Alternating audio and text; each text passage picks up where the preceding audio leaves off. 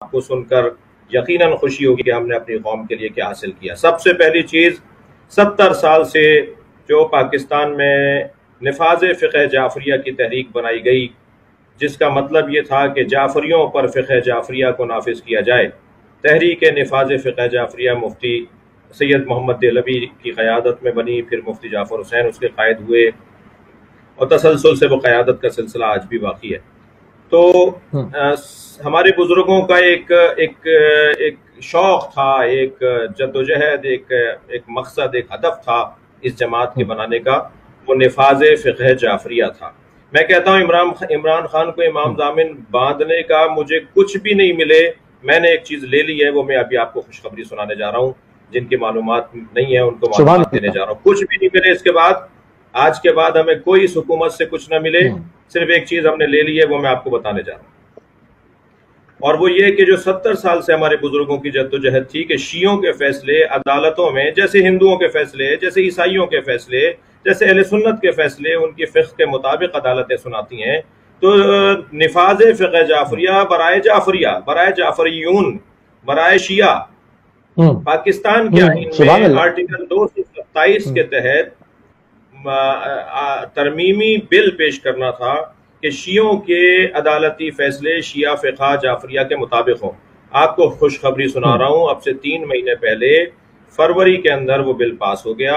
قومی اسمبلی سے وہ بل پاس ہوا تھا 2019 کے اندر، اور پھر قومی اسمبلی سے وہ بل پاس ہو کر چلا گیا تھا قائمہ کمیٹی میں۔ قائمہ کمیٹی میں 4 مہینے لگے، اور اس کے بعد فروری 2020 اسی سال کی فروری میں وہ بل قائمہ کمیٹی سے پاس ہو کر صدر مملکت کی ٹیبل پر پہنچ چکا ہے،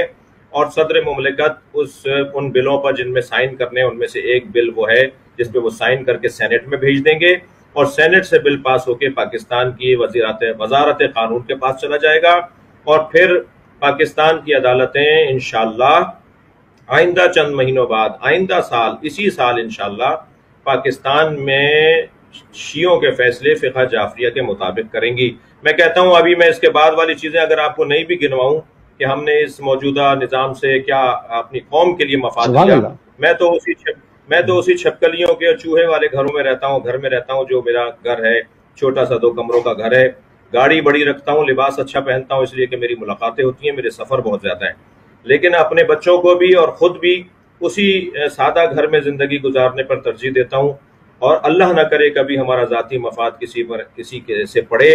میں خاندانی طور پہ الحمدللہ سید بھی ہوں، عزادار بھی ہوں، ماتمی بھی ہوں، ذاکر بھی ہوں، اور خوددار بھی ہوں۔ تو شیعہ قوم کے لیے پہلا کام تو ہم نے الحمدللہ یہ لے لیا۔ البتہ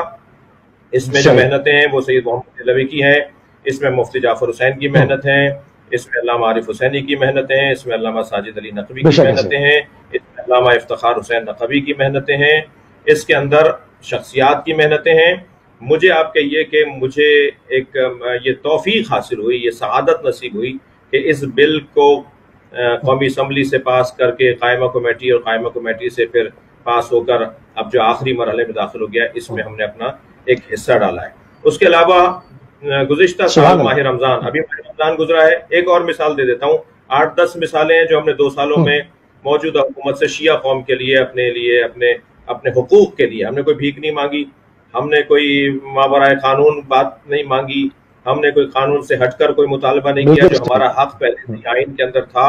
ہم نے اس حق کو انہیں یاد دلا کر وہ حق مانگنے کی بات کی ہے۔ دوسرا جو ہم نے اس حکومت سے فائدہ لیا، پچھلے سال ماہ مبارک رمضان میں صدر مملکت جناب ڈاکٹر عارف الوی صاحب کے گھر مسنگ پرسن کی بحالی کے حوالے سے دھرنا ہوا۔ 1 سال کے اندر 150 سے زیادہ لوگوں کا باہر آ جانا، آپ کیا سمجھتے ہیں کہ یہ کوئی کام نہیں ہوا؟ کوئی کام نہیں ہے یہ۔ 150 لوگ 1 سال کے اندر باہر آ گئے ہیں، اور تقریباً 30 اور 35 کی تعداد میں لوگ ابھی اندر ہیں جو آہستہ آہستہ انشاءاللہ باہر آ رہے ہیں اور آ جائیں گے۔ یعنی جو 4 سال سے باہر نہیں آئے تھے وہ 1 سال کے اندر آ گئے۔ جب میری پچھلے دنوں ماہ مبارک رمضان کے بعد، بلکہ یوں کہیے کہ سفر میں جو میری ملاقات وزیر اعظم عمران خان سے ہوئی، اس میں ہم نے مسنگ پرسن کا مسئلہ رکھا، اور 1 سال نہیں گزرا کہ الحمدللہ ہم کوئی 100 سے زیادہ، 150 کے قریب تقریباً مسنگ پرسن کو، ہماری مسنگ پرسن کی کمیٹی بنی ہوئی ہے جو زیادہ جدوجہد کرتی ہے، مسلسل اس کے اوپر کام کرتی ہے، لیکن ہوتا ہے ٹیم ورک ایسے ہی ہوتا ہے کہ ایک ٹیم ایک کام کرے گی، دوسرا جو کام سے دوسری ٹیم کے حوالے کر دیا جائے گا۔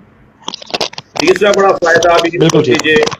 الحمدللہ الفجر یونیورسٹی کے نام سے یونیورسٹی منظور کروا لی ہے۔ پاکستان میں پہلی یونیورسٹی ہوگی کہ جو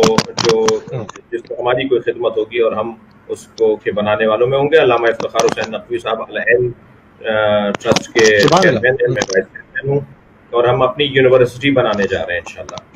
اور اس کے علاوہ کچھ اور کام ہے جو وقت آئے گا تو آپ پر واضح ہوتے چلے جائیں گے۔ میں نہیں عرض کر سکوں گا کہ کہاں کہاں کتنی بڑی شخصیات کہاں کہاں پاکستان کی خدمت انجام دینے کے لیے